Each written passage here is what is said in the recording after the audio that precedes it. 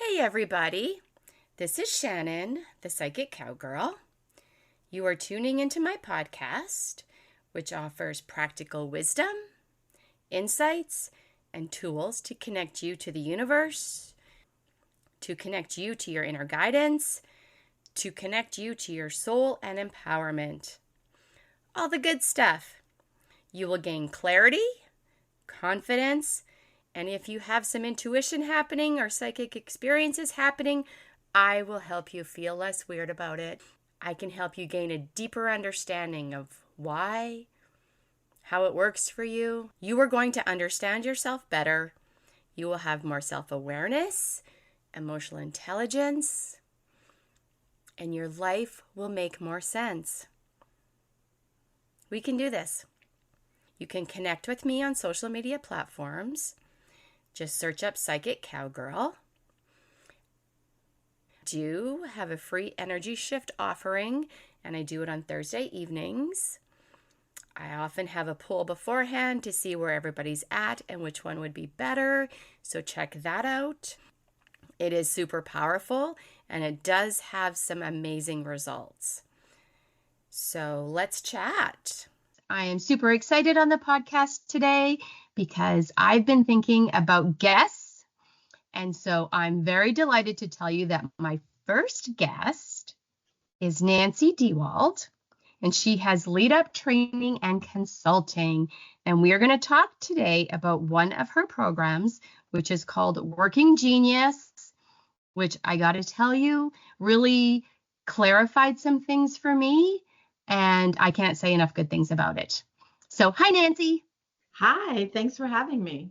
So, as you all know, I love anything that helps us figure out who we are, enhances our self-awareness. So, I really want you guys to know about this program.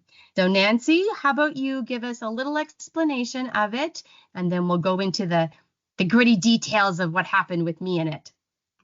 So Working Genius is a program based on a book called Working Genius by Patrick Lencioni, who's a leadership expert. And the concept of the program is very simple, which I love. It's based on productivity and how, as an individual or as a team, we can work better and smarter. So it's based around making sure that we're doing the type of work that brings us joy and fulfillment.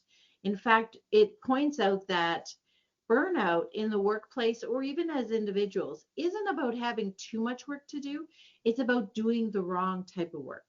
So he goes in and he's built a model, which is called the Working Genius model, and every job is a 6-letter job. So there's 6 steps to every job, starting with conception to implementation and completion. Within that, there is 2 of those we love to do. They bring us joy, they bring us energy. Those are our Working Genius ones. Then there's 2 that are called our working frustrations. Those are the things that drain us, do not bring us joy, and kind of burn us out. And then there's 2 in the middle, which are our working competencies. They neither bring us joy or drain us. We don't want to spend a lot of time there, but they don't really bring us a lot of energy. So the concept is for us to work smarter and enjoy what we do, we should be spending most of our time in our Working Geniuses. Doesn't mean you can't do all of the other things, but it's about when you enjoy what you do, you'll be better at it, it'll be easier, and obviously our lives will be more fulfilling. Nancy, can you just give us an overview of all 6 types before we get into the other parts today? Absolutely. So it starts at the idea stage with wonder. So wonder identifies the need for improvement or change. When I think of wonder, I think of the person who decided we need to move traffic faster in a particular area. And from wonder, it goes to invention. And the person with invention confirms the importance of the need for change and generates unique ideas or solutions. So the person with invention came up with the traffic circle. That's what I was thinking the other day when I was driving. And then we all swear at traffic circles. I know, but it moves traffic faster. Sorry. Then we go to discernment. So discernment takes the idea and they make sure it has merit and it's workable, that it's a good solution or idea. Sometimes they're seen as negative because they poke holes in things, but they're really an important part of the process. Then Well, once we've without discerned it, discernment, often your idea will just fall apart, correct? exactly. Yes, There. 100%. Then once we have the idea and we believe it has merit, the galvanizer takes it, and we're both Okay. galvanizers. They generate enthusiasm and action around the idea and solution, and they get people rallied around it. So the idea is only as good as how we can implement it, right? Right. So that's the galvanizer's role. And then the galvanizer gives it to enablement, and enablement makes sure that they have the support they need. They kind of know how the pieces fit in place and how to run with the idea. So they provide assistance in implementing the idea or the solution. And then it goes to tenacity. And the person with tenacity is the one who gets it across the finish line. They know the details, the checklists, and they drive results to the finish. So you can see how there's 6 stages to every job. We have to start at the idea stage and go through that order specifically, or else we have false starts, or we have everybody galvanized and excited about an idea, but we don't have any details on how to implement it. So once you follow this from idea stage to activation to implementation, we're just a lot more productive and effective in anything that we try to do. It makes so much sense. And I'm sure everybody can think of a situation where they had a group and they had an idea that something they wanted to accomplish and how many ways it went wrong or had false starts or took longer. But if you had this framework, you would be able to start at the beginning, go through it all, and know who was good at which piece. Think of how much quicker it would be successful. Absolutely. And I when like you that. have awareness around your geniuses, for example, I work with an optometry group, and the optometrist is Wonder. She comes up with a million ideas. And what was happening was we would get to, galvanizing and enablement, and we're ready to implement and get the idea going. And she'd come in with new ideas, and we go back up to the top. Oh, So now she's aware when we go into a meeting and we're ready to implement this idea, I remind her, now, Miss Wonder, no new ideas at this stage, because we never ever got anything accomplished. Now we go through the whole thing, we get things accomplished. We actually have ideas that take traction and come to fruition. Whereas before, we'd almost be ready to land the plane and we'd go back up to the top. So also when people are aware where their genius comes in the job, and you kind of guard that and protect that a little bit, you're more effective too. Because it's more effective to go with an idea that maybe isn't 100% fleshed out, but actually go forward with an idea than talk about a million ideas and never actually apply anything. that makes so much sense. Nice. So when I took her program, I was totally blown away by how accurate it was. So let's just talk about my geniuses. Okay, sounds good. So your geniuses were enablement and galvanizing. So when we Yes. talk about enablement, you're someone who's naturally gifted and derive energy and joy from providing others with encouragement and assistance for projects and tasks. Probably couldn't have been more fitting. Right? And then galvanizing, you're naturally gifted and derive energy from rallying people and inspiring people and get people to take action. So it definitely did nail you. So when you're working in those 2 areas, it's easy for you, I imagine, and you're full of energy and you're bubbling. It brings you joy. Yes, 100% brings me joy. Your frustrations were invention and tenacity. So Yes. invention, people who have invention, they're naturally gifted and derive energy from the joy of creating new original ideas, being creative problem solvers. They love to brainstorm. So they're not really so much people orientated. And the people with tenacity love the details. They love checklists. They like to finish the job. They come in at the end of any job and they get it across the finish line. So they're more the detail. So if you want to talk a little bit about how you how the frustrations resonated with you, Shannon. I read that and I'm like, oh my gosh, that is so very true. I can take somebody else's idea and I can make it better. I can edit it to make it fit me, but I absolutely panic when I'm put on the spot to come up with just fresh creative ideas. I just had a call the other day. Someone invited me to do something and we're having a chat. Felt like I didn't answer her questions. So what happens for me though is I have to go ponder for a while, and then I have to put it in a context that makes sense for me, and then I can do it. But it doesn't come naturally. And as for checklists and details, oh my gosh, I do make checklists. See, feel my energy. I make checklists because I have to. But do I like all that stuff? 100%. If I could be everyone's cheerleader every day, all the time, and get paid very well for it, that's my ideal. See? Oh, wait, I do. Yeah, exactly. Well, and, that just shows, any assessment you take or any program, the content is always interesting, but what's important is the so what. So based on what you know, what do you do with this? So now that you know what are my geniuses and you're conscious of that, and what are my frustrations, you can organize your work differently. After I took the program, I actually structured my business differently. So you can decide, what are the areas I love to do? How can I do that? Is there areas of my business or my job I can outsource? Or, for example, let's say, invention is not your thing, but you need to have it as part of your business. Who do you have in your network who is invention? I'm invention, so you could call me. Who can I call and say, here's the situation, and I would love to, because that's what brings me joy. That's not work to me.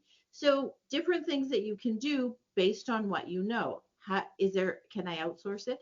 If it's things that I have to do, for example, Tenacity, that's one of my frustrations as well. Now, there's parts of my business that are Tenacity and I have to do it. So I don't do that at the end of a Monday. I don't do that when I'm not in the right headspace. I plan it. I make sure I'm in a good place. And that's when I do my Tenacity. And I don't beat myself up about it, that I'm not good at it, or I don't like to do it. I recognize this isn't one of my geniuses. I do have geniuses. That's not it. I'll work through this, and it goes a lot smoother, right? So it's really about an awareness. And, you can do this as an individual or as a team. You can say, what kind of job should I be working in? It's great for students. There's actually a student assessment. So before, maybe if they're in university, before they graduate, they should really understand this. What parts of a job do I like to do? So, for example, if I'm not someone who enjoys engaging and getting people rallied, then I shouldn't take that kind of job. If I love checklists, maybe I should be in the accounting department of whatever industry I'm in. So we can choose better that way. The other fun thing with this is when you have a work team that does it, because then you plot them on a map and you want to make sure that you have all the geniuses. You want to start from idea stage all the way to implementation and activation stage. So we want to make sure that we've got someone in each of those geniuses so that we're way more productive at the things we do, and we can finish projects. If you have all idea people, what happens is we have lots of ideas and everybody's got ideas, and we start to implement and then we have more ideas. Nothing ever happens. That makes so much sense. Think of groups or teams. Yeah. Or if we have all the people in there, you're in Tenacity. So we have an idea and everybody's working on checklists and stuff, but nobody ever gets anybody rallied to do the idea. So again, you work with a team, you put together a map and say, you know what? We're missing discernment. The person with discernment's the one who's got to poke holes in all of our ideas. So if you had tons of ideas and they never stuck or they always went awry, you're probably missing discernment on your team.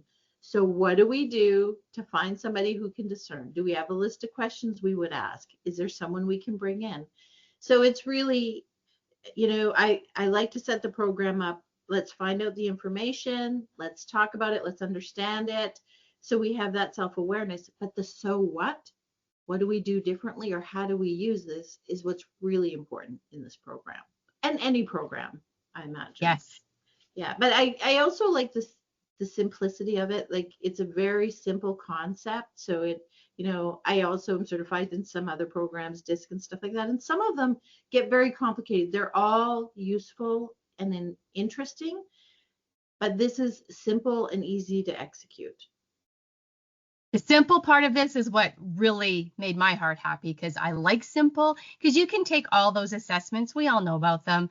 But Yeah. if it's not simple enough that you can apply it after, I didn't tell you this yet, but so after we did all this, I redid Uh-huh. my website, and now I Nice. have a hypnotherapy opportunity because she had read my website, and I'll fill you guys in later on what that's about, but kind of Very wild. exciting.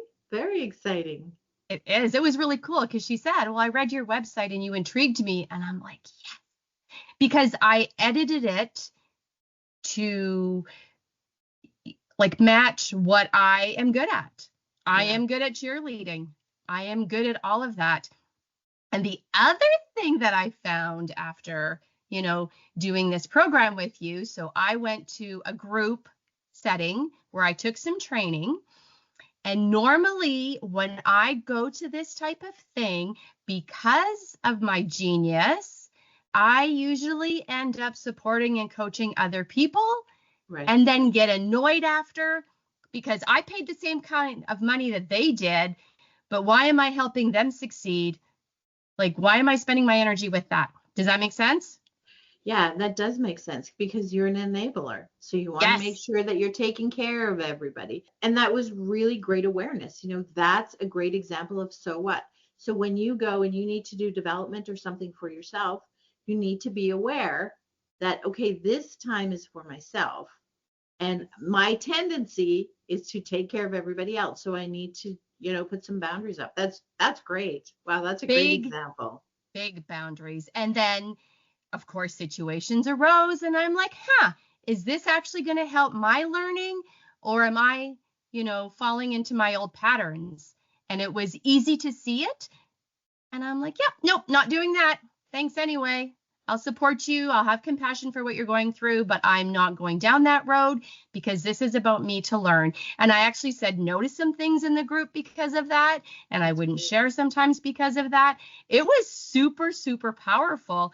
And I know for sure that if I hadn't done your program, I would not be so aware because your program puts it in such a way that you're like, oh, yeah. And you don't feel attacked. You don't feel less than. You just feel like, yeah, that is what I do. Yeah, that is who I am. That is my pattern. And Yeah. once you know your pattern, then you can edit it or have those big boundaries. Yeah, It was so good. exactly. And a lot of this, in the program, we talk about guilt and judgment. Often we have guilt. I recall working with this one girl, and she never could come up with original ideas. And she would beat herself up about that all the time. And I'd even try and like put her in situations where, and almost lead her so she could come up with an original idea because she was so hard on herself. And then after I took this, I called her. I'm like, you're not meant to come up with original ideas. That's not who you are. So there's a lot of guilt, and there's also judgment. Discernment is the person who their job is to poke holes in all the ideas. And we look at them. I would judge the discerner and be like, oh my gosh, you're so negative. Let's just get everybody rallied. And then I realized, you know what? They play a really important role. And now I embrace them. So when I have an idea, I go to a discerner. I'm like, okay, let me see if you can poke holes in my idea. So when we understand everybody's strengths and how we're different and appreciate it, it also will make us more productive that way because we're not spending time being like, oh my God, that person's so negative or that person's so rah. When you understand their role in the whole big picture, then we work better together. That makes so much sense. So discernment is my middle one of them. And I love that part though. I like looking at ideas and saying, oh, this will work, this won't work, this will work, this will work. It makes me happy too. Yeah, there you go. See? Yeah. Nice. And really just the understanding and the awareness. And the program is different also because it is 20% personality, but 80% productivity. And that, Huge. in this day and age, if we can be more productive and make it easier to be productive and be successful, I think that's huge in the workforce and even personally. Absolutely. Even personal life. Well, so many of us have side hustles if we're Yeah. not like in a active 9 to 5 job, right? And Yeah. so knowing this really helps you decide when you're going to do what. Because I know for me, I can't do anything like tenacity related later in the day. I have to put it on my list for first thing in the morning when I'm fresh and ready to go, or else I just won't do it. Yeah. Absolutely Absolutely. not. Yeah. And you probably were hard on yourself about that Yes. before. It's like, oh my God, I suck at the, all the negative self-talk. Whereas now you could say, this isn't my favorite thing to do. I can do it and I will do it here. And then do it, get it over with, instead of spending 20 minutes on all that negative self-talk. You're like, okay, Yes. could be done. Could be already done that. Yeah. Or I can bribe myself. If I get this done, then I get to do the things that I like. Ah, yes, exactly. Then I'll take that phone call. It That's did right. help me though, like also have boundaries in other ways because being those two geniuses, I have to be aware that I'm doing this and not doing it where it's also productive for me. Does that make sense? Tell me more about that. So if I'm taking all my friends' phone calls and helping them and galvanizing them and enabling them, I'm not doing it always for me. I had to put in some new boundaries where I'm very aware of when it's okay for me to do that, but when I need to not answer that call or tell them I'm busy because I do like helping. And it's just like when I went to that group thing, I have to be very aware. And it's interesting. It is super interesting. Yeah. Yeah. It just shines a new light on really how should we proceed to make sure that we are protecting our joy and our Yeah. fulfillment, which is so important nowadays. Everything is a little bit heavy. So when we can be spending more time in the things that we like to do that bring us joy, that's just one more thing that will help lighten things for us. I think it's really important. I agree. And being aware that when you have a business, you should get paid for it. Yeah, so true. You got to really have boundaries on what you'll do for free. Like today, I said to somebody, do you want to book a session with me? And they said, oh, thank you, but I'll do this first. And I'm like, great. In other words, I'm not going to spend a whole bunch of time coaching you right now because, again, I do this for a business. And sometimes as women, we give away too much. Does that make sense? Oh, it makes so much sense. I can totally relate to that. And especially when your geniuses are enablement and galvanizing. It brings you joy. You love to do it. So sometimes it's hard for us to charge what comes natural to us and what we love to do. But we have to recognize they're a genius like everything else, and they're our skill set, and we need to guard that. I love that so much. I think we're going to have to do another podcast just about that Yeah. because it is so often, especially as women. So, yeah, I can't say enough good things about your program and the things Oh, that I thank learned about you. myself.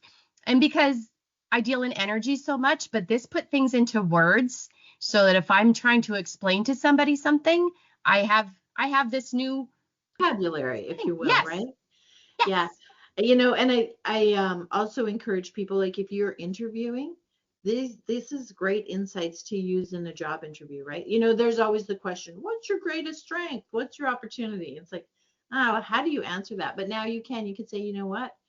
Here's what I'm great at. I'm an inventor and I'm a galvanizer, and this is what that means. Here's what frustrates me and doesn't bring me joy.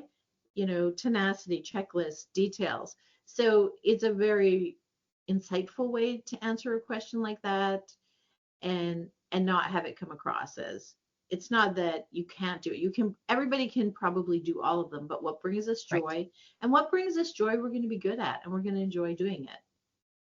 And we're going to be successful at it. Absolutely. Because look how often people are in jobs where they're not using their genius and it does not go well. There's anger, there's resentment, there's a whole thing that happens, right? Well, and even within a job, I was speaking with somebody the other day and they loved their job. And then they got promoted into a new role and they hate their job. Oh, And here's what happened. They were working in their working geniuses in the current role they were in. And a right. promotion came where it was more a supervisor role and it required different geniuses and they're not happy in it. Same company, and normally we'd really beat ourselves up about that. We're like, what the heck Right. is the matter with me? And we'd have so much negative self-talk. And it wasn't a matter that they weren't capable. It's just not what brings them joy. So when you have that awareness, if for example, had this person known this before they got promoted and they were offered this promotion, they could have said, look, I think I would love and be very successful at this part of the job. This part of the job is really not in my wheelhouse. Is there a way to adjust it? Ooh, What good one. resources could I have to support me in this? Instead, we go down this rat hole and this negative self-talk about, oh, you know what? Maybe I didn't know what I was doing in the first place. I shouldn't have been promoted, which it wasn't the case. Yeah. So That makes so much understanding sense. where you'll be successful. Yeah. And I see it too. A lot of businesses that I support, I'll see, they've got this person who's so great and they promote them and they go from hero to zero, I call it. It's not the person's fault. They didn't change overnight. They still have the desire to be successful, but we didn't put them into the right role. Now, maybe they can be successful in the role, but maybe they need some different resources and support, Yeah, right? that makes sense. Yeah, it So can be used in so many ways. It's very, very interesting. it is interesting. And so Nancy and I are trying to get it to some university kids, Yeah. but they haven't responded to me yet because I so much see the value for them, especially with their job hunting. So Nancy and I are trying to get that out there for them because it's my kids, obviously. And so they're busy. And as you know, with 20, 21-year-olds, it's hard to track them down. So I think once we can and they see how this goes, they're going to be so happy with you and me. Yeah. Yay. Yeah. So, Nancy, if somebody wanted to do this program with you for personal to see where they are, how do they get a hold of you? They could probably email me directly. So maybe we could provide my email address, or I will also put they that in can, the show notes. Yep. yeah, or they can reach me through my website, but probably a direct email would be the easiest. Yeah. Or they Yeah. could Google you. What would happen if they Google you? Well, they can look up Lead Up Training and Consulting, and Okay. If you Google Nancy, I happen to know you'll find out all sorts of interesting things about her. And one of them is she is available for speaking gigs and she's really good at that. So if you want her to come to your business and help figure all of this out so you guys can all work more effectively, do reach out to her. I've been sharing her stuff with people I know in organizations. So we'll see where it goes. Things never happen as fast as we want them to, though. isn't that the truth? All right. So anything else you'd like for people to know? Yeah. And for, so many people have their side hustles that I call them, or their small businesses, Yeah. and they end up so frustrated because they feel stuck or they feel like they're not doing enough. I don't have invention. Yeah. You don't have wonder or invention. In your geniuses, you have wonder in your competencies, but your Right. frustration is invention. And so I know before I would be like, how come I can't come up with new ideas? What is my problem? But I can take somebody else's idea and I can make it my own. But I was mean to me because I thought, well, you're not very good at this. Yeah. You're a psychic. Why can't you do that? Because that's not my genius. My genius, I can take somebody else's idea and I can change it enough to fit me that it's not really like copying, because we get in all right. We get hard on ourselves about that. But Yeah. then if somebody else has an idea, I can absolutely help them figure out how to make it better. That makes Yeah. sense to me. Well, and how to, with your enablement genius, you figure out how it all fits and how you can implement it. Yes, That's that your I magic. do. Mine is like I have so many ideas, and then that's what happens with me in my business. I have so many ideas. I have a million new projects happening at all times because I'm like, oh my God, I have another idea. And it's interesting. I actually have this worksheet on what the different geniuses say. And the people who are wonder actually say, I wonder. And the people with invention, and I say this all the time, I have an idea. If you're a leader of a team, also, we have some information on here's what people with these different geniuses crave, and here's what crushes them. So, if I'm, for example, a galvanizer, if you don't respond to their messages or their ideas, that crushes them.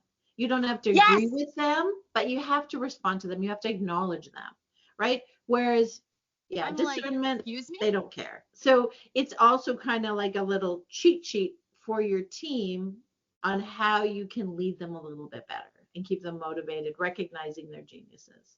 So everybody that leads a team should do this program with Nancy.